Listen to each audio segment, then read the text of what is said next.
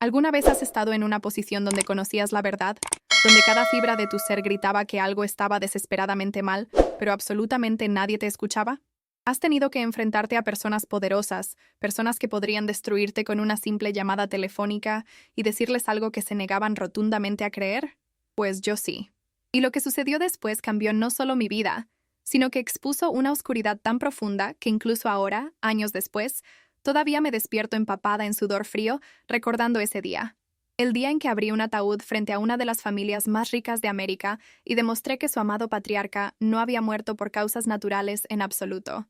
Mi nombre es doctora Sarah Mitchell, y sobreviví para contar esta historia. Pero déjame ser clara desde el principio. Esto no se trata solo de riqueza o poder, o incluso de asesinato. Se trata de la aterradora comprensión de que a veces las personas en quienes más confiamos son las que esconden los secretos más mortales. Quiero que te imagines de pie en una funeraria, rodeada de pisos de mármol y candelabros de cristal, enfrentando a una familia vestida de negro de diseñador.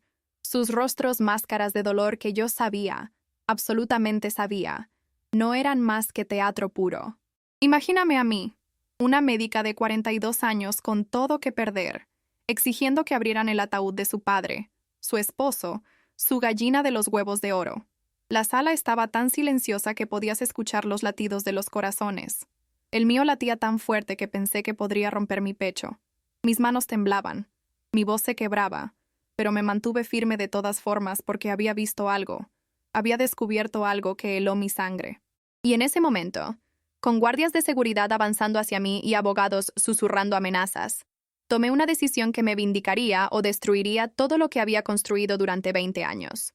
La matriarca de la familia, Victoria Ashford, me miró con esos ojos azul hielo que habían intimidado a juntas corporativas y aplastado a rivales comerciales, y dijo con una voz rebosante de desprecio: «Doctora Mitchell, tiene 30 segundos para abandonar estas instalaciones antes de que la haga arrestar por alterar el orden público y difamar la memoria de mi difunto esposo». Pero no me moví. No podía moverme. Porque a 6 pies de distancia de mí, en ese ataúd ornamentado de caoba forrado de seda, yacía el cuerpo de un hombre que había confiado en mí, que se había confesado conmigo, que me había susurrado sus miedos en las horas silenciosas de la noche cuando su familia pensaba que estaba durmiendo. Marcus Ashford había sido muchas cosas: un hombre de negocios despiadado, un empleador exigente, un padre complicado, pero también había sido mi paciente durante 3 años, y en esos 3 años había llegado a ver más allá de la fachada del multimillonario al ser humano asustado que había debajo, y ahora estaba muerto a los 68 años de edad, supuestamente de un infarto, y su familia se apresuraba a enterrarlo tan rápido que me hacía dar vueltas la cabeza. El funeral había sido programado para solo 4 días después de su muerte. 4 días. Para un hombre de su estatura, eso era inaudito.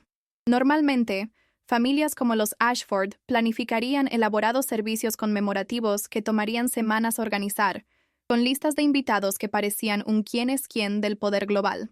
Pero no esta vez. Esta vez querían meterlo bajo tierra inmediatamente, y cuando había cuestionado por qué, me había encontrado con hostilidad y evasivas. Victoria me había dicho que era lo que Marcus habría querido, un asunto tranquilo y familiar. Pero yo conocía a Marcus Ashford, y sabía que eso era mentira. El hombre tenía un ego del tamaño de Manhattan. Habría querido un espectáculo. Así que ahí estaba yo, con mi sensato vestido negro y mis aretes de perlas, luciendo decididamente fuera de lugar entre el Gucci y el Prada, sosteniendo una carpeta de registros médicos que no debería haber traído, que podrían despedirme y posiblemente demandarme, pero que contenían evidencia que no podía ignorar. Mi carrera pasó ante mis ojos como un relámpago. Escuela de Medicina de Harvard, residencia en Johns Hopkins, jefa de medicina interna en Presbyterian, 20 años de reputación impecable. Todo a punto de irse por el desagüe porque no podía mantener la boca cerrada, porque no podía dejar que enterraran la verdad junto con el cuerpo de Marcus Ashford. ¿Alguna vez has tenido esa sensación, esa certeza desgarradora que trasciende la lógica y la evidencia, que simplemente sabe que algo está fundamentalmente mal? Eso es lo que estaba experimentando, amplificado por las anomalías médicas que había documentado, por las conversaciones que había escuchado por casualidad, por los comportamientos extraños que había presenciado en las semanas previas a la muerte de Marcus. Y ahora, en este momento de verdad, tenía que hacer que me escucharan. Tenía que hacerles ver lo que yo había visto. Los guardias de seguridad estaban más cerca ahora. sus manos alcanzando mis brazos, cuando hice algo que nunca había hecho antes en toda mi vida profesional. Alcé la voz. Grité. Si lo entierran hoy, están enterrando a una víctima de asesinato, y tengo pruebas. Las palabras resonaron a través de esa funeraria como un disparo, y de repente todo se detuvo. Los susurros cesaron. El movimiento se congeló. Cada ojo en esa sala se volvió hacia mí, y lo vi todo. Shock, ira, miedo y algo más. Algo que no esperaba ver en al menos 2 rostros en esa multitud. Vi reconocimiento. Alguien más sabía. Alguien más sabía lo que yo sabía. Y en ese instante, comprendí que esto era más grande, más oscuro y más peligroso de lo que había imaginado. Te juro por Dios que en ese momento sentí que mi corazón iba a salirse de mi pecho, pero no podía retroceder ahora. No después de haber llegado tan lejos. No después de haberle prometido a Marcus que buscaría la verdad sin importar las consecuencias. Déjame llevarte de regreso a donde todo esto comenzó, a una fría mañana de octubre 3 años antes, cuando recibí una llamada telefónica que cambiaría todo. Estaba en mi consultorio del hospital, revisando historiales de pacientes y tomando mi tercera taza de café, cuando mi asistente me llamó por el intercomunicador. Doctora Mitchell, hay un señor Ashford en la línea 2. Dice que es urgente y personal.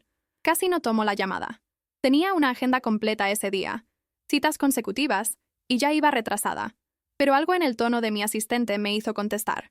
Habla la doctora Mitchell, dije, esperando una solicitud de consulta estándar. Lo que obtuve, en cambio, fue una voz que reconocí de entrevistas televisivas y revistas de negocios.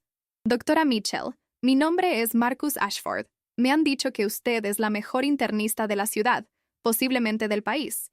Necesito a alguien en quien pueda confiar, y estoy dispuesto a pagar lo que sea necesario para asegurar sus servicios como mi médica personal. Me enderecé en mi silla, mi mente acelerada. Marcus Ashford. El Marcus Ashford.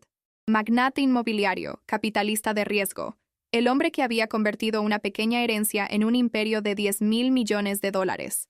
Señor Ashford, me siento halagada, pero normalmente no acepto pacientes privados. Mi trabajo en el hospital. Donaré 5 millones de dólares a su hospital. Me interrumpió, su voz firme pero no descortés. Y le pagaré un anticipo adicional de $500,000 anualmente.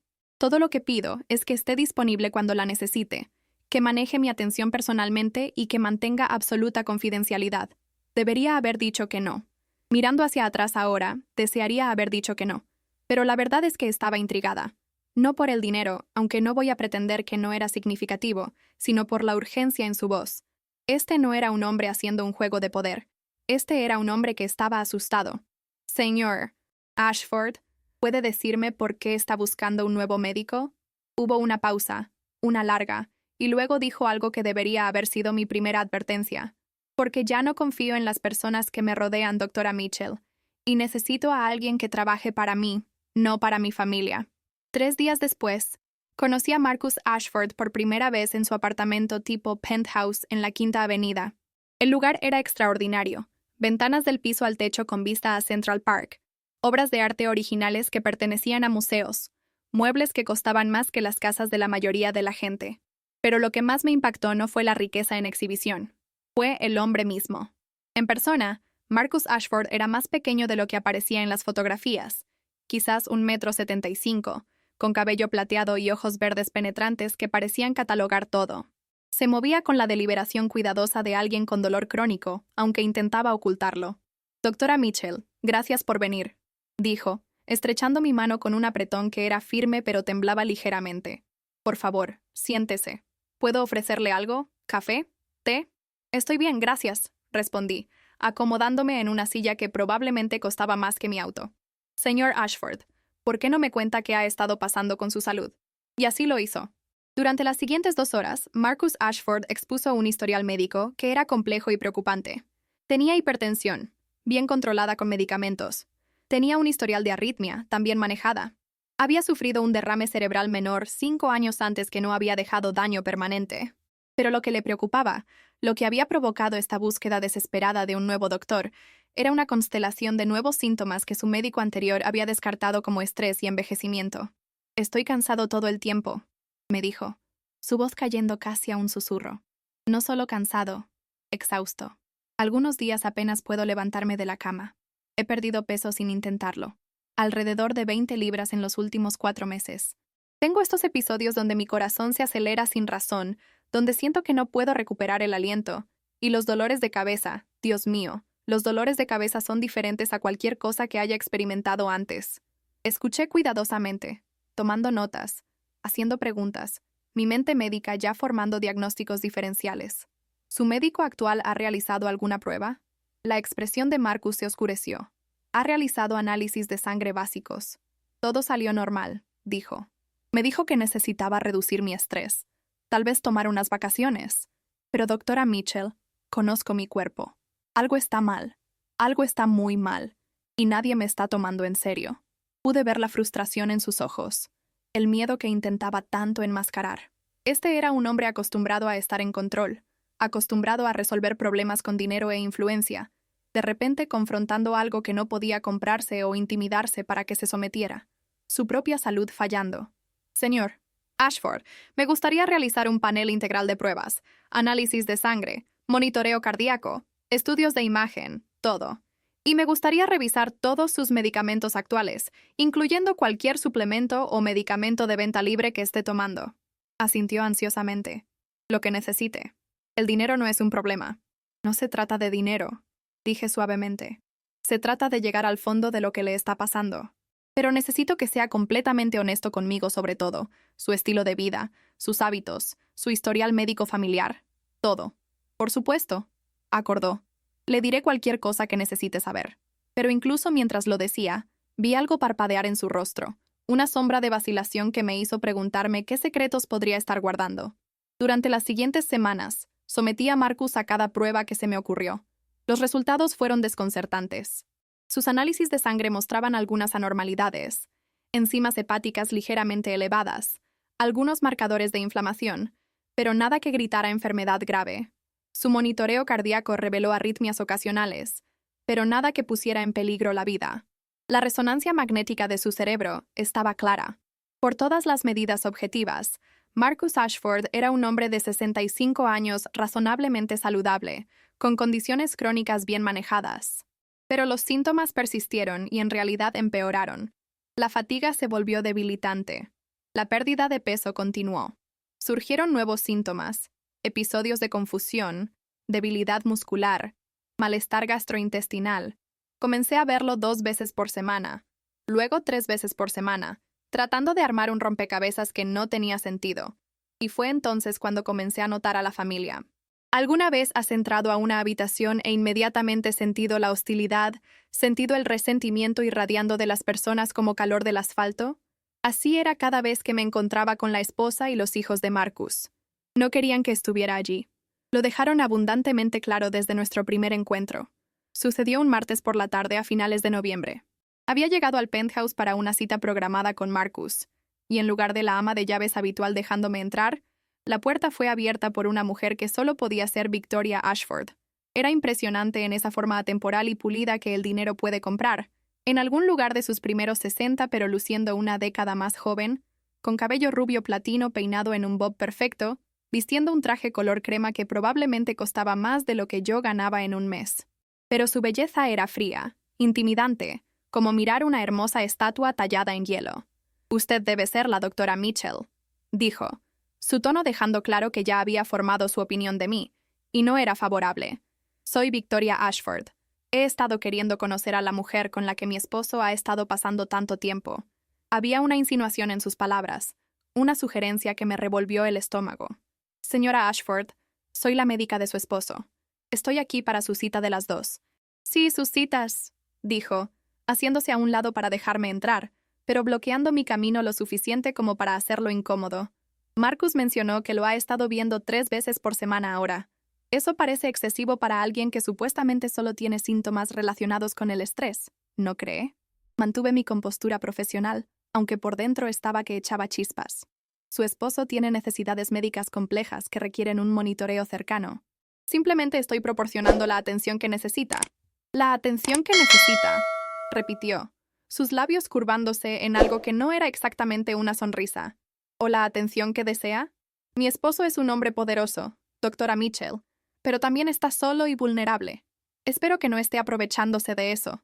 La acusación era tan escandalosa, tan inapropiada, que por un momento me quedé sin palabras. Antes de que pudiera responder, una voz masculina cortó la tensión. «Madre, es suficiente». Un hombre de unos 30 y tantos años había aparecido desde una de las habitaciones, alto y delgado, con los ojos verdes de Marcus, pero el comportamiento frío de su madre. «Doctora Mitchell, soy Christopher Ashford, el hijo mayor de Marcus.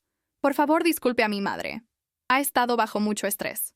Pero su disculpa se sentía hueca, performativa, y sus ojos tenían la misma sospecha que los de su madre.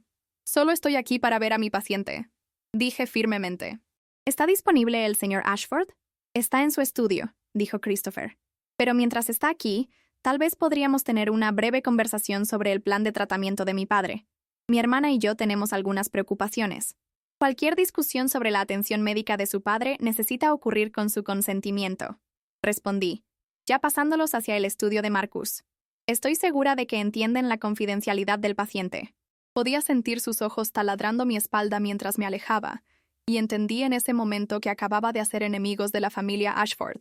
Me veían como una amenaza, una extraña que tenía demasiado acceso a Marcus, demasiada influencia. Lo que no se daban cuenta todavía era que eran ellos de quienes yo debería haber tenido miedo. Marcus estaba en su estudio, una habitación forrada de libros y caoba, sentado detrás de un escritorio que parecía pertenecer al despacho oval. Pero no estaba trabajando. Estaba desplomado en su silla, su rostro pálido y demacrado, luciendo cada uno de sus 65 años y luego algunos más. «Marcus», dije, mi entrenamiento médico activándose inmediatamente, moviéndome a su lado y revisando su pulso.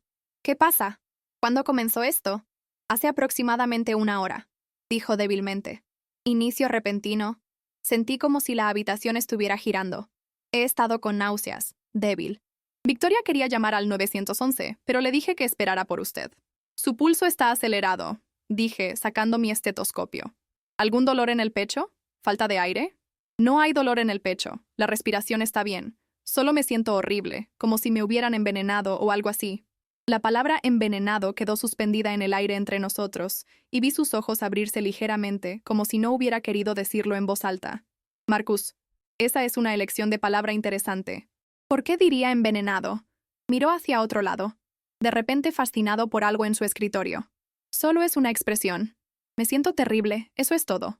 Pero la semilla estaba plantada. Una semilla pequeñita de sospecha que crecería durante los próximos meses hasta convertirse en una certeza terrible. Lo examiné exhaustivamente, tomé sus signos vitales y finalmente decidí que necesitaba ser hospitalizado para observación.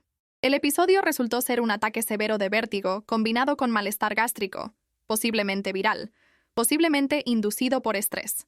Se recuperó después de 2 días en el hospital, pero algo había cambiado. Ahora estaba más reservado, más paranoico, y comenzó a decir cosas que me preocupaban. «Doctora Mitchell, necesito que mantenga registros cuidadosos de todo», me dijo una noche cuando estaba haciendo mis rondas en el hospital. «Cada síntoma, cada medicamento, cada resultado de prueba. Documente todo». «Siempre lo hago, Marcus. Esa es la práctica médica estándar». «No, me refiero a que realmente lo documente. Mantenga copias para usted misma. No confíe en el sistema electrónico del hospital o en mis registros en casa. Mantenga sus propios archivos, archivos seguros». Fruncí el ceño. «Marcus, ¿de qué tiene miedo?» Me miró durante un largo momento, y pude ver la lucha interna desarrollándose en su rostro. Finalmente, dijo, «Creo que alguien en mi familia está tratando de matarme». Las palabras eran tan absurdas, tan melodramáticas, que mi primer instinto fue descartarlas como paranoia, posiblemente un síntoma de su enfermedad, pero la convicción absoluta en su voz me hizo pausar. «Esa es una acusación muy seria», dije cuidadosamente. «¿Qué le hace pensar eso?» «Porque conozco a mi familia, doctora Mitchell. Sé de lo que son capaces. He tomado algunas decisiones recientemente, cambios en mi testamento, en la estructura de mis compañías, y no están contentos al respecto. Victoria especialmente.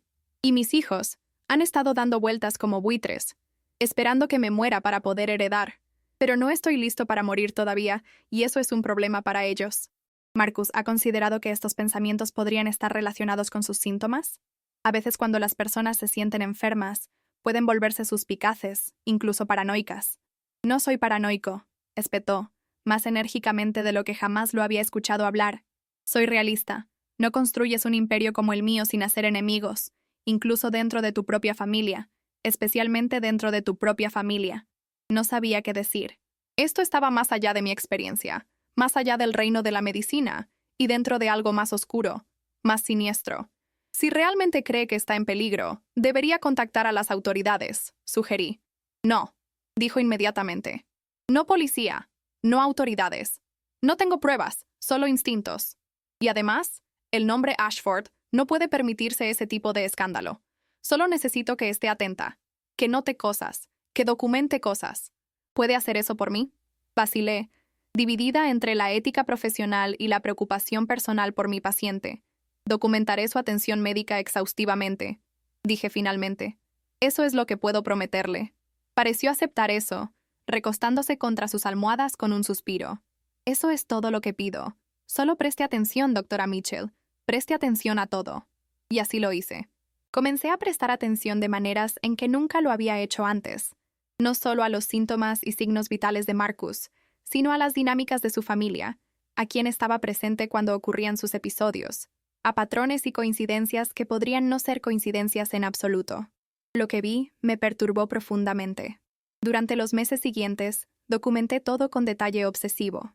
Cada vez que Marcus tenía un episodio, anotaba quién había estado en el apartamento, qué había comido, qué medicamentos había tomado, en qué actividades había participado. Y lentamente, aterradoramente, comenzó a emerger un patrón. Los síntomas de Marcus siempre empeoraban después de las cenas familiares. No inmediatamente después, pero dentro de 12 a 24 horas después de cualquier comida donde todo el clan Ashford se había reunido. Al principio, me dije a mí misma que era estrés. Las dinámicas familiares eran claramente tóxicas, y el estrés absolutamente podía manifestarse en síntomas físicos. Pero la correlación era demasiado consistente, demasiado predecible. Después de la cena de Acción de Gracias, Marcus terminó en la sala de emergencias con calambres abdominales severos y vómitos. Después de su celebración de cumpleaños en enero, experimentó 3 días de dolores de cabeza debilitantes y confusión. Después de un brunch familiar en febrero, su corazón entró en un ritmo irregular que requirió cardioversión. Comencé a realizar pruebas adicionales, examinando cosas que normalmente no estarían en un panel de rutina. Metales pesados, pruebas toxicológicas, buscando cualquier sustancia que pudiera explicar sus síntomas. Los resultados siempre fueron no concluyentes, mostrando cantidades mínimas de varios compuestos que podían explicarse por exposición ambiental, ingesta dietética, procesos metabólicos normales. Nada definitivo, nada que pudiera señalar como prueba. Pero mis instintos, esos mismos instintos que me habían hecho una buena doctora, estaban gritando que algo estaba terriblemente mal. Intenté hablar con Marcus sobre evitar las reuniones familiares, sobre limitar su exposición a situaciones que parecían preceder sus episodios, pero se negó. Si comienzo a evitar a mi propia familia, sabrán que sospecho algo, explicó. Necesito mantener las apariencias mientras descubro qué hacer. Lo que necesita hacer es protegerse, argumenté. Su salud se está deteriorando, Marcus. Sea lo que sea que esté pasando, está empeorando. Lo sé, dijo en voz baja. Puedo sentirlo. Me estoy muriendo, doctora Mitchell. Lentamente, pero seguramente, me estoy muriendo, y no creo que sean causas naturales. La conversación me persiguió. Aquí estaba un hombre, uno de los hombres más poderosos de América, convencido de que estaba siendo asesinado por su propia familia, y yo no podía probar que estaba equivocado. Tampoco podía probar que tenía razón, pero no podía probar que estaba equivocado. Comencé a mantener los registros detallados que Marcus había pedido, almacenándolos en un archivo encriptado en un disco duro personal que guardaba en una caja de seguridad. Cada síntoma, cada resultado de prueba, cada observación sobre las dinámicas familiares y el momento de los episodios. Documenté conversaciones que escuché por casualidad, fragmentos de discusiones entre Marcus y Victoria sobre dinero, sobre su testamento, sobre decisiones comerciales. Noté cómo sus hijos lo visitaban más frecuentemente a medida que su salud declinaba, pero sus visitas parecían performativas, obligatorias, más preocupadas por sus asuntos financieros que por su bienestar. Christopher, el hijo mayor, siempre estaba presionando a Marcus para que firmara documentos, para que tomara decisiones comerciales, para que actualizara varios instrumentos legales. «Padre, necesitas pensar en el futuro de la compañía», lo escuché decir un día cuando llegué temprano para una cita. «La junta directiva se está poniendo nerviosa. Necesitan saber que hay un plan de sucesión en su lugar. El plan de sucesión es que no me voy a morir pronto. Marcus respondió bruscamente, su voz más fuerte de lo que había sido en semanas. Y cuando me muera, la compañía va a donde yo decida que va, no a donde tú crees que debería ir. Elena, la hija, era más sutil en su enfoque, pero no menos mercenaria. Jugaba a la hija devota, trayendo flores y regalos costosos, quedándose para el té y la conversación. Pero observé sus ojos. Vi cómo parpadeaban hacia el escritorio de Marcus, hacia su teléfono, hacia cualquier documento dejado a la vista. Estaba recopilando información. Me di cuenta. Vigilancia disfrazada de afecto filial. Y luego estaba Victoria, la esposa de Marcus de 37 años, la mujer que había estado a su lado mientras construía su imperio, que había criado a sus hijos y organizado sus cenas de negocios y presentado la imagen perfecta de una matriarca de la sociedad. Ella era la más peligrosa de todas, llegué a creer, porque era la más calculadora. La sorprendía mirando a Marcus con una expresión que no podía descifrar del todo, algo entre odio e impaciencia, como si fuera un obstáculo que debería haber sido removido ya. Una noche a finales de marzo, presencié una confrontación que confirmó mis peores temores. Había llegado al penthouse para una llamada de emergencia. Marcus estaba experimentando dolores severos en el pecho, y encontré a Victoria y Christopher en una discusión acalorada en el pasillo fuera del dormitorio de Marcus. No me vieron al principio, y escuché a Christopher decir: «Madre, está tomando demasiado tiempo. Él sospecha. Está cambiando cosas. Nos estamos quedando sin tiempo». «Baja la voz», siseó Victoria. «Y sé paciente. Estas cosas no pueden apresurarse sin levantar preguntas». «¿Preguntas de quién? ¿Esa doctora? Ella no sabe nada. No puede probar nada. Está demasiado involucrada, demasiado observadora. Necesitamos tener cuidado alrededor de ella». Aclaré mi garganta ruidosamente, y ambos se dieron la vuelta, sus rostros transformándose instantáneamente de ira conspiratoria a preocupación educada. «Doctora Mitchell», dijo Victoria suavemente, «gracias a Dios que está aquí. Marcus está sufriendo un dolor terrible. Hemos estado tan preocupados». Los pasé sin decir una palabra, mi corazón acelerado, mi mente reproduciendo lo que acababa de escuchar. Estaban discutiendo a Marcus como si fuera un problema a resolver, un inconveniente del que había que ocuparse, y me habían mencionado, reconocido que yo era un obstáculo potencial. Ahora era parte de cualquier juego oscuro que estaban jugando, quisiera o no. Marcus estaba en la cama, agarrando su pecho, su rostro contorsionado de dolor. Inmediatamente entré en modo de emergencia, revisando sus signos vitales, administrando medicamentos, llamando a una ambulancia. Esta vez, el dolor de pecho era real y grave. Estaba teniendo un infarto. En la ambulancia, mientras nos apresurábamos al hospital, Marcus agarró mi mano con una fuerza sorprendente. «Sara», dijo, usando mi nombre de pila por primera vez, «prométeme algo. Cuando muera, y moriré, ellos se asegurarán de eso. Prométeme que no dejarás que se salgan con la suya. Prométeme que encontrarás la verdad». «No hables así», dije luchando contra las lágrimas. «Vas a estar bien. Te sacaremos de esta. Prométemelo», insistió, su agarre apretándose. «Por favor». «Te lo prometo», susurré. «Prometo que encontraré la verdad». Sonrió débilmente y cerró los ojos. «Gracias. Sabía que podía confiar en ti. En mi escritorio, cajón inferior, hay una llave. Abre una caja de seguridad en el First National Bank. Número de caja 473. Todo lo que necesitas está ahí. Marcus, solo recuerda, 473. La verdad está ahí». Para cuando llegamos al hospital, Marcus se había estabilizado. El infarto fue leve, detectado lo suficientemente temprano como para que el daño fuera mínimo. Se recuperaría, me aseguró el cardiólogo. Pero yo sabía, con una certeza que me helaba hasta el alma, que esto era solo el comienzo. Habían intentado matarlo, tal vez no directamente, pero a través de cualquier veneno que habían estado administrando. E intentarían de nuevo. Comencé a pasar más tiempo en el penthouse, insertándome en situaciones donde normalmente no estaría presente. Afirmaba que necesitaba monitorear a Marcus más de cerca, lo cual era cierto, pero también estaba vigilando. Vigilando a Victoria medir cuidadosamente sus medicamentos. Vigilando a Christopher traer bebidas especiales de salud que decía eran recomendadas por algún nutricionista de celebridades. Vigilando a Elena insistir en preparar las comidas favoritas de Marcus ella misma, comidas que invariablemente lo dejaban enfermo en cuestión de horas. ¿Alguna vez has estado en una posición donde sabes que algo terrible está sucediendo, pero eres completamente impotente para detenerlo, donde puedes ver la amenaza, entender el peligro, pero no tienes forma de proteger a alguien que te importa. Ahí es donde me encontraba. Me obsesioné con encontrar pruebas, algo concreto que expondría lo que la familia Ashford le estaba haciendo a Marcus. Pasaba mis tardes investigando venenos que podían imitar enfermedades naturales, sustancias que serían difíciles de detectar en exámenes toxicológicos estándar.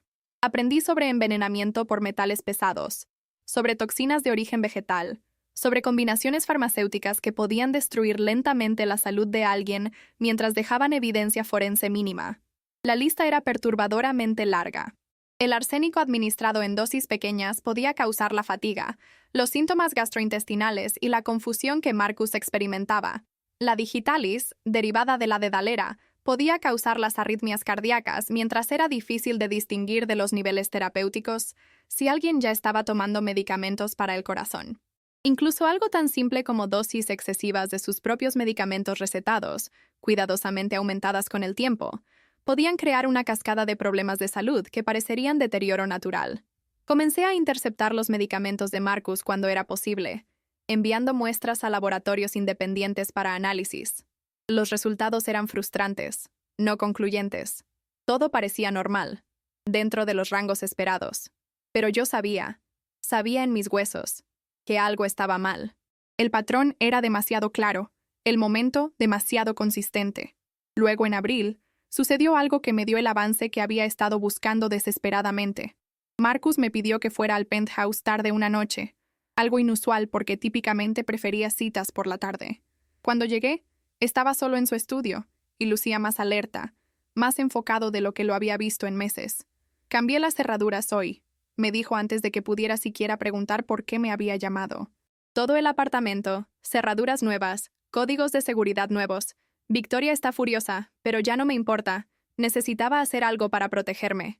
Eso es bueno, dije, aliviada de que finalmente estuviera tomando medidas concretas. ¿Qué provocó esto? Esto, dijo, deslizando un pequeño vial a través de su escritorio hacia mí. Lo encontré escondido en el gabinete del baño de Victoria, metido detrás de algunas cremas faciales y lociones. ¿Sabes qué es? Recogí el vial cuidadosamente, examinándolo. No tenía etiqueta. Contenía un líquido claro que parecía agua. No, pero puedo mandarlo a analizar. Ya sé qué es, dijo Marcus, su voz tensa de rabia suprimida. Es nicotina líquida, concentrada. Lo investigué. En dosis pequeñas, causa náuseas, mareos, ritmo cardíaco acelerado, todos los síntomas que he estado experimentando. En dosis más grandes, causa convulsiones, insuficiencia respiratoria, muerte. Y es casi imposible de detectar post-mortem a menos que lo estés buscando específicamente. Mi sangre se heló. Marcus, esto es evidencia. Necesitamos ir a la policía ahora mismo. Esto es intento de asesinato. ¿Lo es? Preguntó amargamente. ¿Un vial de líquido en el baño de mi esposa? Ella podría afirmar que es para cualquier cosa, algún remedio de salud alternativo, algo que compró de algún gurú del bienestar. Sin prueba de que me lo administró, sin evidencia documentada de nicotina en mi sistema en niveles que no pueden explicarse por exposición ambiental, es solo una sospecha. Mi palabra contra la suya. Entonces lo documentaremos. Haremos las pruebas. Probaremos. Sara, escúchame, interrumpió, inclinándose hacia adelante con una intensidad que era casi aterradora. No tengo tiempo para una investigación larga. Mi salud está fallando demasiado rápido.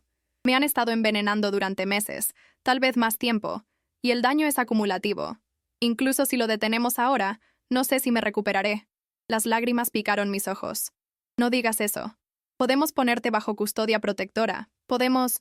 No voy a pasar mis últimos días en alguna habitación de hospital o casa segura, escondiéndome de mi propia familia, dijo firmemente. He tomado mi decisión. He cambiado mi testamento. Dejé todo a fideicomisos y fundaciones benéficas. Victoria y los niños no reciben nada excepto lo que es legalmente requerido. Ya está archivado, ya está notariado, ya es irrevocable. Todavía no lo saben, pero lo sabrán pronto. Marcus, si los despojas, si se enteran del cambio de testamento, te estás poniendo en aún más peligro. Van a escalar. Que lo hagan, dijo con una sonrisa sombría. Porque ahí es cuando cometerán un error. Ahí es cuando se volverán descuidados, y ahí es cuando podrás probar lo que han hecho. ¿Y qué estás diciendo? Estoy diciendo que necesito que seas mi testigo, Sara.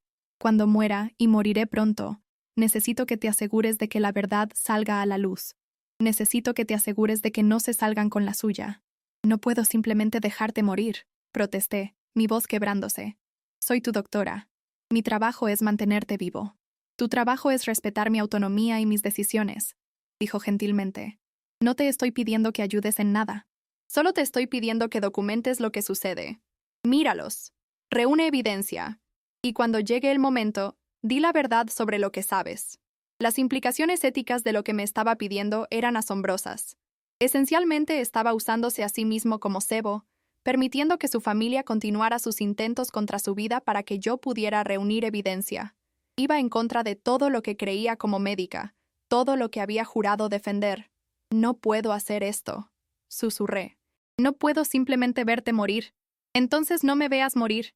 Míralos matarme. Hay una diferencia. Sacó un documento de su escritorio. Una declaración notariada. He escrito todo. Mis sospechas, la línea de tiempo de mis síntomas, la correlación con eventos familiares, el vial que encontré. Todo está aquí. Te estoy dando una copia, y mi abogado tiene otra. Cuando muera, esto se convierte en parte de la investigación, si puedes convencer a alguien de investigar. Tomé el documento con manos temblorosas, sabiendo que estaba cruzando una línea que nunca podría volver a cruzar. Me estaba convirtiendo en parte de una trampa, un testigo de un asesinato que aún no había sucedido, pero que ambos sabíamos era inevitable. Durante las siguientes semanas, observé a Marcus deteriorarse rápidamente. La lectura del testamento había tenido lugar, y la familia había aprendido que estaban siendo desheredados. La reacción fue exactamente lo que Marcus había predicho. Victoria se mudó del penthouse, tomando residencia en su finca en los Hamptons. Christopher y Elena apenas ocultaban su furia, confrontando a su padre en peleas a gritos que lo dejaban pálido y temblando. Las cenas familiares se detuvieron, pero eso no significó que los intentos contra su vida cesaran. Si acaso se volvieron más audaces, más desesperados. Me encontré constantemente en el penthouse, monitoreando a Marcus, tratando de controlar todo lo que comía y bebía. Pero no podía estar allí 24 horas al día, y había brechas, oportunidades para que alguien llegara a él. El final llegó en una noche húmeda a finales de junio. Recibí una llamada frenética del ama de llaves de Marcus a las 11:30 de la noche. Doctora Mitchell, necesita venir de inmediato. El señor Ashford se ha colapsado. No está respirando bien. He llamado al 911, pero usted está más cerca. Agarré mi maletín médico y corrí al penthouse, rompiendo todas las leyes de tránsito de Manhattan. Cuando llegué, el apartamento era un caos. Los paramédicos estaban trabajando en Marcus, quien estaba tirado en el piso de su habitación, su rostro azul, su cuerpo convulsionando. El ama de llaves estaba llorando en la esquina, y de pie en la puerta, con los ojos secos y compuesta, estaba Victoria. ¿Qué pasó?, exigí, pasándola para llegar a Marcus. No lo sé, dijo Victoria fríamente. Vine a recoger algunas de mis cosas. El ama de llaves me llamó. Dijo que Marcus quería hablar conmigo. Cuando llegué, ya estaba así. No le creí ni por un segundo. El ama de llaves había dicho que me llamó a mí primero, lo que significaba que Victoria había estado aquí cuando Marcus colapsó. Posiblemente antes. Me arrodillé junto a los paramédicos, evaluando la situación. Señales de envenenamiento agudo, decía el paramédico principal. Posible paro cardíaco. Necesitamos transportar inmediatamente. Soy su médica personal, dije. Voy con ustedes. En la ambulancia, sostuve la mano de Marcus mientras los paramédicos trabajaban frenéticamente para estabilizarlo. Sus ojos se abrieron brevemente, y me miró con tanta tristeza, tanta resignación, que supe que se estaba despidiendo. No los dejes, susurró, tan bajo que casi lo pierdo. No los dejes ganar. No lo haré, prometí. No los dejaré ganar. Murió 17 minutos después en la sala de emergencias. A pesar de cada intervención, cada medicamento, cada intento desesperado de reiniciar su corazón, Marcus Ashford fue declarado muerto a las 12:47 de la mañana. Causa de muerte, pendiente de autopsia, fue listada como paro cardíaco, probablemente relacionado con su condición cardíaca preexistente. Me quedé en esa habitación estéril del hospital, mirando su cuerpo, y sentí una rabia diferente a cualquier cosa que hubiera experimentado. Esta no era una muerte natural. Este era un asesinato, premeditado y calculado, y yo lo había observado suceder. Lo había documentado, presenciado, y ahora tenía que asegurarme de que significara algo. A la mañana siguiente, Solicité una autopsia completa con examen toxicológico extendido. El administrador del hospital me miró con confusión. Doctora Mitchell, la familia ha solicitado una intervención mínima. La señora Ashford dejó muy claro que quiere que el cuerpo de su esposo sea liberado lo más rápido posible para los arreglos funerarios. Lo estoy solicitando como su médica de registro, dije firmemente. Hay aspectos inexplicables de su muerte que ameritan investigación. La familia tiene el derecho de rechazar una autopsia extensa, señaló el administrador. Y francamente, para un hombre con su historial cardíaco, la causa de muerte parece directa. No es directa, insistí.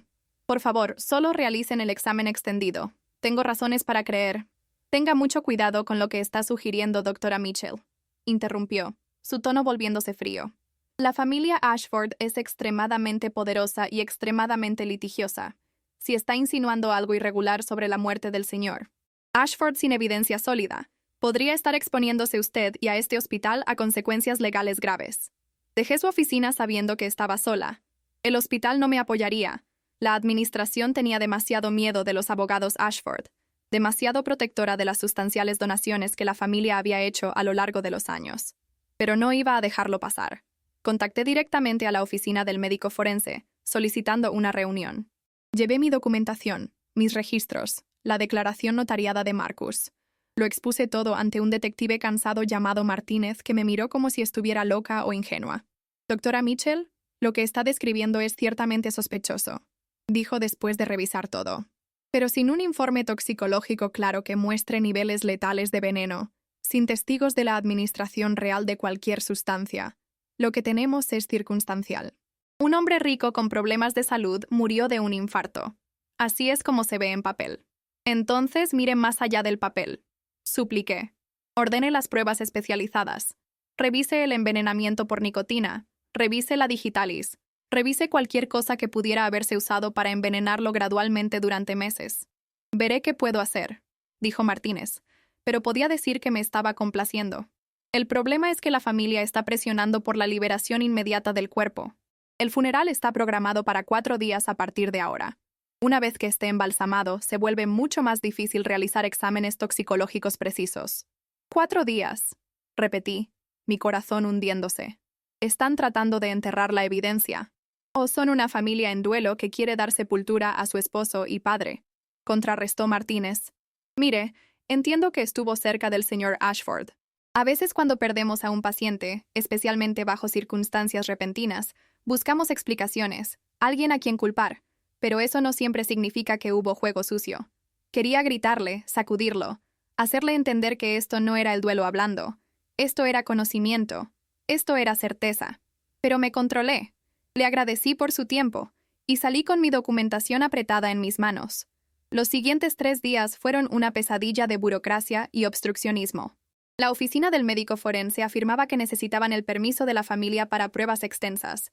La familia se negó, afirmando que era innecesario e irrespetuoso para la memoria de Marcus. Mis solicitudes fueron denegadas en cada turno. Incluso intenté hacerlo público, contactando a periodistas que cubrían crímenes financieros, sugiriendo que podría haber una historia sobre la muerte sospechosa de un multimillonario. Pero sin pruebas, sin investigación oficial, nadie estaba dispuesto a correr con ello. Los abogados de la familia Ashford me enviaron una carta de cese y desistimiento, advirtiéndome contra hacer declaraciones difamatorias sobre sus clientes. En la mañana del funeral, desperté sabiendo que tenía una última oportunidad de exponer la verdad. Una última oportunidad de honrar la promesa que le había hecho a Marcus. Y la iba a tomar, sin importar las consecuencias. Llegué a la funeraria 2 horas antes de que el servicio estuviera programado para comenzar, vistiendo mi atuendo más profesional, llevando mi maletín médico y la carpeta de documentación que se había convertido en mi compañera constante. El director de la funeraria, un hombre de habla suave llamado Peterson, me recibió con simpatía practicada. Doctora Mitchell, no la esperábamos tan temprano. La familia aún no ha llegado. La visita no comienza hasta dentro de 1 hora. Necesito ver al señor Ashford, dije. Como su médica, tengo algunas preocupaciones que necesito abordar antes del servicio. La expresión de Peterson cambió de simpática a cautelosa. No estoy seguro de entender. Los preparativos están completos. El ataúd está cerrado, según los deseos de la familia. Necesito que lo abra. No puedo hacer eso sin el permiso de la familia. Entonces esperaré hasta que lleguen y se lo solicitaré entonces. Me acomodé en una de las sillas incómodas de la funeraria, preparada para esperar tanto como fuera necesario. Cuando la familia Ashford comenzó a llegar, Victoria primero con Christopher y Elena flanqueándola como guardaespaldas, me levanté y me acerqué a ellos. Señora Ashford, necesito hablar con usted sobre algo importante. Victoria me miró con desprecio apenas disimulado. Doctora Mitchell, este no es ni el momento ni el lugar. Le pediría que respete nuestro dolor y se vaya. Me iré después de que abran el ataúd. La habitación, que había estado llena con el murmullo bajo de dolientes que llegaban, se silenció. Cada ojo se volvió hacia nosotros. El rostro de Victoria permaneció perfectamente compuesto, pero vi su mandíbula tensarse. Vi el destello de algo peligroso en sus ojos. Eso está absolutamente fuera de discusión. ¿Cómo se atreve a hacer tal petición en el funeral de mi esposo? Me atrevo porque le hice una promesa a Marcus, dije, elevando mi voz para que todos en la habitación pudieran escuchar. Le prometí que no dejaría que su muerte pasara sin investigación. Le prometí que encontraría la verdad. Christopher dio un paso adelante, su rostro enrojecido de ira. Esto es acoso, doctora Mitchell.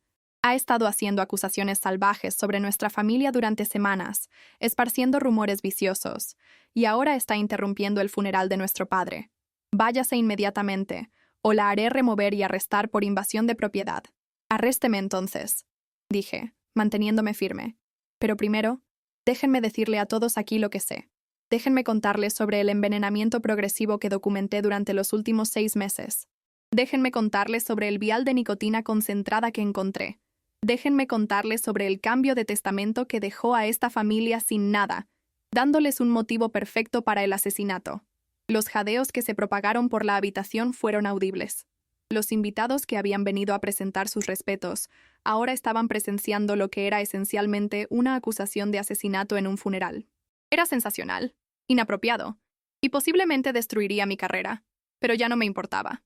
La compostura de Victoria finalmente se quebró. No tienes prueba de nada.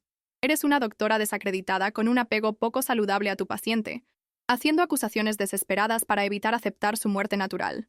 Marcus murió de un infarto, claramente documentado por los médicos de la sala de emergencias. Entonces no deberían tener problema con un examen independiente de su cuerpo. Contraataqué. Si todo fue natural, si mis sospechas son infundadas, un examen lo probará y limpiará su nombre. Pero si se niegan, si se apresuran a enterrarlo sin una investigación adecuada, ¿qué le dice eso a todos aquí? ¿De qué tienen tanto miedo que encontremos? Elena habló por primera vez, su voz temblando con lo que podría haber sido emoción genuina o excelente actuación. Nuestro padre estaba enfermo, doctora Mitchell. Usted lo trató durante meses. Sabe que tenía problemas cardíacos, sabe que tenía múltiples problemas de salud. ¿Por qué es tan difícil para usted aceptar que simplemente murió de sus condiciones existentes? Porque el momento y la progresión de sus síntomas no coinciden con la progresión natural de la enfermedad, dije, abriendo mi carpeta y sacando gráficos y tablas que había preparado. Porque cada episodio mayor correspondía con reuniones o visitas familiares. Porque encontró evidencia de veneno en este mismo hogar. Porque me dijo, explícitamente me dijo, que creía que su familia estaba tratando de matarlo. La habitación estalló en caos. La gente estaba gritando. Los invitados se estaban alejando de la familia Ashford. El director de la funeraria estaba tratando de restaurar el orden, y los guardias de seguridad se estaban acercando a mí desde ambos lados. Pero no había terminado. Me volví hacia la multitud, muchos de los cuales eran socios comerciales, personas que habían conocido a Marcus durante décadas. Marcus Ashford cambió su testamento hace 3 meses. Dejó toda su fortuna a fundaciones benéficas, excluyendo a su familia casi por completo. Descubrieron esto 6 semanas antes de su muerte. 2 semanas después, su salud tomó un giro dramático para peor. Murió bajo circunstancias sospechosas, y su familia está tratando de enterrarlo en 4 días, previniendo cualquier investigación exhaustiva. Les pregunto, como personas que lo conocieron, que lo respetaron, ¿es esto lo que Marcus habría querido? ¿Habría querido que su muerte pasara sin examen? ¿Habría querido que sus potenciales asesinos quedaran libres? ¡Es suficiente! La voz de Victoria cortó el alboroto como un cuchillo. ¿Quieres abrir el ataúd? Bien, lo abriremos. Que todos vean que no hay nada inusual, nada que respalde tus teorías delirantes. Señor Peterson, abra el ataúd inmediatamente. El director de la funeraria lucía horrorizado. Señora Ashford, realmente no creo que... Ábralo, ordenó. Terminemos con este circo de una vez por todas. Mientras Peterson se movía hacia el ataúd con obvia reluctancia, sentí mi corazón acelerarse. Este era el momento. Este era el momento de la verdad. Si estaba equivocada, si mis sospechas eran infundadas, mi carrera había terminado, mi reputación destruida. Pero si tenía razón, si había evidencia de juego sucio visible incluso para el ojo no entrenado, entonces la justicia para Marcus podría ser realmente posible. Peterson abrió lentamente la tapa del ataúd, y allí yacía Marcus Ashford, vestido con su mejor traje, manos cruzadas sobre su pecho, luciendo pacífico y digno. Victoria gesticuló hacia el ataúd abierto con desdén teatral. Ahí. ¿Está satisfecha, doctora Mitchell? ¿Ve alguna señal de su veneno imaginario? ¿Alguna evidencia de juego sucio? Pero ya me estaba moviendo hacia adelante, mi entrenamiento médico tomando el control. Me incliné cerca, examinando el rostro de Marcus, sus manos, buscando las señales que sabía deberían estar ahí si mi teoría era correcta. Y entonces lo vi. La decoloración sutil alrededor de sus labios, un tinte azulado tenue que no había estado ahí en la sala de emergencias. La rigidez inusual en sus dedos, más allá del rigor mortis normal. Las petequias diminutas, pequeños vasos sanguíneos rotos, visibles en sus párpados cuando los levanté suavemente. «Miren», dije, sacando mi teléfono para documentar lo que estaba viendo. «Miren la cianosis alrededor de su boca. Miren las petequias. Estas son señales clásicas de envenenamiento agudo, específicamente consistentes con toxicidad por nicotina. Así no es como se ve un paro cardíaco natural». Una mujer en la multitud, otra médica que reconocí de conferencias médicas, dio un paso adelante para mirar. «Tiene razón», dijo la mujer lentamente. «Esas son presentaciones inusuales para una muerte cardíaca estándar. Doctora Mitchell, ¿qué está sugiriendo exactamente?» «Estoy sugiriendo que alguien administró una dosis letal de veneno a Marcus Ashford poco antes de su muerte, y que la evidencia está literalmente frente a nosotros. Estoy sugiriendo que necesitamos detener este funeral inmediatamente y exigir una autopsia forense completa, antes de que pueda ocurrir cualquier embalsamamiento o entierro». El rostro de Victoria se había puesto pálido. «Esto es absurdo. Está fabricando evidencia, viendo lo que quiere ver. Guardias, remuevan a la doctora Mitchell de las instalaciones inmediatamente». Pero los guardias vacilaron. Demasiadas personas habían visto lo que yo había señalado. Demasiadas preguntas estaban siendo planteadas, y entonces el detective Martínez, con quien me había reunido a principios de semana, se abrió paso a través de la multitud. No lo había visto llegar, no sabía que estaba allí. «Señora Ashford», dijo, mostrando su placa, «voy a tener que pedirle a usted y a su familia que permanezcan aquí. Las acusaciones de la doctora Mitchell son lo suficientemente serias como para ameritar investigación. Nadie se va hasta que obtengamos algunas respuestas». Podría haber llorado de alivio. Alguien finalmente estaba escuchando, finalmente estaba tomando esto en serio. Martínez se volvió hacia mí. «Doctora Mitchell, voy a necesitar toda su documentación, todo lo que ha compilado sobre el caso del señor Ashford, y estoy ordenando una autopsia forense inmediata con examen toxicológico exhaustivo». Victoria encontró su voz de nuevo, fría y controlada a pesar de las circunstancias. «Esto es acoso. Presentaremos quejas, demandas, lo que sea necesario para detener esta casa de brujas». «Presente lo que quiera, señora», dijo Martínez con calma. «Pero ahora mismo, usted y su familia son personas de interés en una potencial investigación de homicidio. Sugiero que contacte a sus abogados». La funeraria se había convertido en una escena del crimen. Los invitados estaban siendo interrogados. El ataúd estaba siendo asegurado como evidencia, y la familia Ashford estaba siendo separada para entrevistas individuales. Me quedé a un lado, observando todo desarrollarse, sintiendo una mezcla de triunfo y agotamiento. Lo había hecho. Había cumplido mi promesa a Marcus. Me había asegurado de que la verdad no fuera enterrada con él. La autopsia forense tomó 3 días.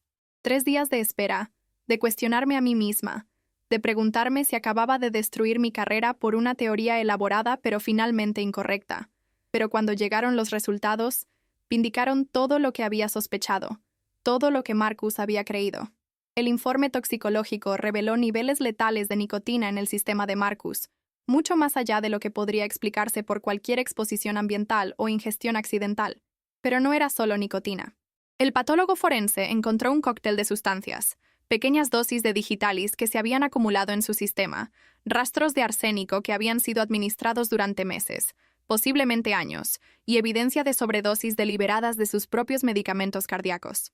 Marcus no había muerto de causas naturales. Había sido sistemáticamente envenenado durante un periodo extendido. Su muerte cuidadosamente orquestada para parecer el resultado inevitable de sus condiciones preexistentes. Era sofisticado, calculado y casi perfecto. Casi. El detective Martínez me llamó a su oficina para revisar los hallazgos. Doctora Mitchell, le debo una disculpa, dijo, deslizando el informe de autopsia a través de su escritorio. Tenía razón sobre todo. Marcus Ashford fue asesinado, y usted es la única razón por la que lo sabemos. ¿Tienen suficiente para hacer arrestos?, pregunté. Estamos construyendo el caso ahora. Hemos obtenido órdenes de registro para las propiedades Ashford, y hemos encontrado evidencia significativa. Viales de veneno escondidos en varios lugares. Búsquedas en Internet en la computadora de Victoria sobre toxinas indetectables. Registros financieros que muestran que la familia estaba en serias deudas a pesar de su aparente riqueza. Necesitaban el dinero de Marcus desesperadamente, y cuando cambió su testamento, entraron en pánico. ¿Qué pasa ahora? Ahora hacemos lo que debería haberse hecho desde el principio. Investigamos exhaustivamente, construimos un caso hermético, y nos aseguramos de que se haga justicia por Marcus Ashford. Los arrestos llegaron 2 semanas después. Victoria Ashford, Christopher Ashford y Elena Ashford fueron todos acusados de asesinato en primer grado, conspiración para cometer asesinato y fraude. El juicio fue sensacional, ocupando titulares durante meses. La fiscalía presentó mi documentación como evidencia clave, mostrando el patrón de envenenamiento, la correlación entre interacciones familiares y síntomas de Marcus, los intentos deliberados de prevenir la investigación de su muerte. La defensa intentó pintarme como una doctora obsesionada con un apego inapropiado a su paciente, alguien que había fabricado evidencia y saltado a conclusiones. Pero la evidencia forense era demasiado fuerte, el patrón demasiado claro. Al final, los 3 fueron condenados. Victoria recibió cadena perpetua sin libertad condicional. Christopher y Elena recibieron sentencias de 40 años a cadena perpetua. El imperio Ashford, ya en ruinas por la revelación de sus problemas financieros y los términos del testamento de Marcus, fue liquidado, con las ganancias yendo a las fundaciones benéficas que Marcus había establecido. De pie afuera del tribunal, después de que se leyera el veredicto, sentí un profundo sentido de plenitud. La confianza de Marcus en mí había sido vindicada. Sus últimos deseos habían sido honrados. Las personas que lo habían traicionado, que lo habían asesinado lentamente por dinero que nunca verían, estaban enfrentando justicia. Pero la Victoria se sentía hueca de muchas maneras. Había perdido a un paciente, alguien que se había convertido en más que solo un expediente para mí. Había visto lo peor absoluto de lo que los seres humanos eran capaces de hacerle a su propia familia. Y había aprendido que a veces los depredadores más peligrosos son los que comparten tu apellido, que se sientan frente a ti en la cena, que te besan de buenas noches mientras planean tu muerte. Los medios me llamaron una heroína, la doctora que no se rindió, que luchó contra una familia poderosa para exponer la verdad. Pero no me sentía como una heroína. Me sentía como alguien que había presenciado algo terrible y simplemente se negó a mirar hacia otro lado. Alguien que había hecho una promesa y la cumplió, sin importar el costo. Mi carrera sobrevivió, aunque fue fundamentalmente cambiada. Dejé la práctica privada y volví a tiempo completo al hospital, donde podía enfocarme en pacientes que necesitaban atención sin las complicaciones de riqueza y política familiar. Pero nunca olvidé a Marcus Ashford, y nunca olvidé la lección que su muerte me enseñó sobre vigilancia, sobre confiar en tus instintos, sobre la importancia de la documentación y la persistencia cuando algo se siente mal. ¿Alguna vez has hecho una promesa que cambió toda tu vida? ¿Alguna vez te has enfrentado a personas más poderosas que tú, sabiendo que podría costarte todo, pero haciéndolo de todos modos porque era lo correcto? Yo sí, y lo haría de nuevo. Sobreviví para contar esta historia porque Marcus Ashford confió en mí con su verdad, aún sabiendo que no viviría para ver la justicia. Convirtió su muerte en testimonio. Su acto final una trampa para las personas que pensaron que podían matarlo e irse impunes. Cada vez que veo a un paciente ahora, especialmente a un paciente anciano con síntomas vagos y dinámicas familiares complicadas, presto atención de maneras que nunca había hecho antes. Documento todo.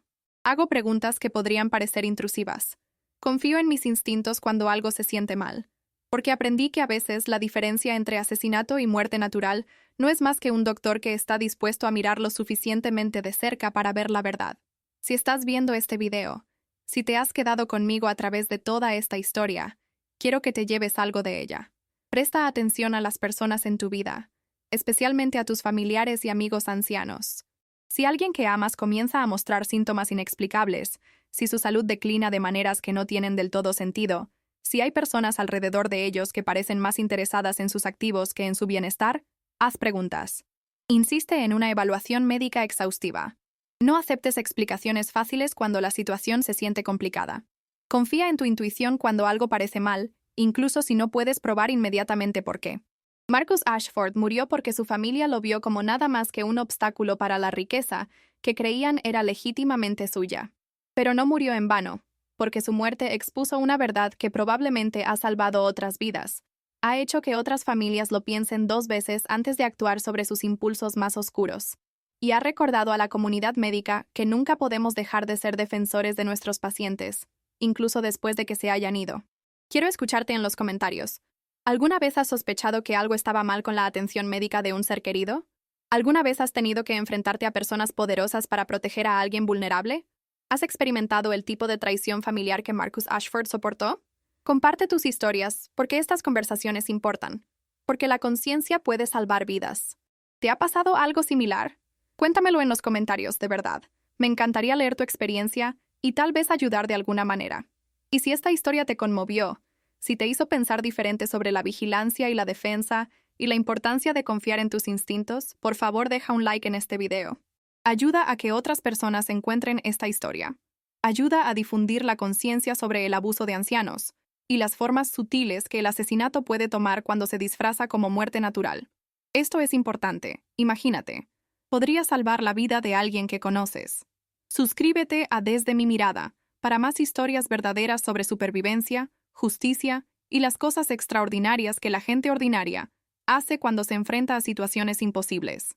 Activa la campanita de notificaciones para que nunca te pierdas una historia, porque cada semana te traemos experiencias reales de personas reales que vivieron situaciones que la mayoría de nosotros no podemos imaginar. Entender este contenido no se trata solo de entretenimiento, se trata de educación, de aprender a reconocer señales de advertencia, de entender que a veces las situaciones más peligrosas se desarrollan lentamente, silenciosamente, de maneras que parecen normales hasta que sabes qué buscar. ¿Sabes qué? Este tipo de conocimiento puede marcar la diferencia entre la vida y la muerte de alguien que amas. No lo tomes a la ligera. Compártelo con tus seres queridos. Habla sobre esto con tu familia. Gracias por ver. Gracias por preocuparte lo suficiente como para escuchar la historia de Marcus y mi historia. Y gracias por ser parte de una comunidad que cree en la verdad, la justicia y el poder de una persona que se niega a permanecer en silencio. Soy la doctora Sarah Mitchell, y sobreviví para contar la verdad sobre el asesinato de Marcus Ashford, porque alguien tenía que hacerlo, porque él confió en mí para hacerlo, y porque algunas promesas valen la pena mantener sin importar lo que cuesten.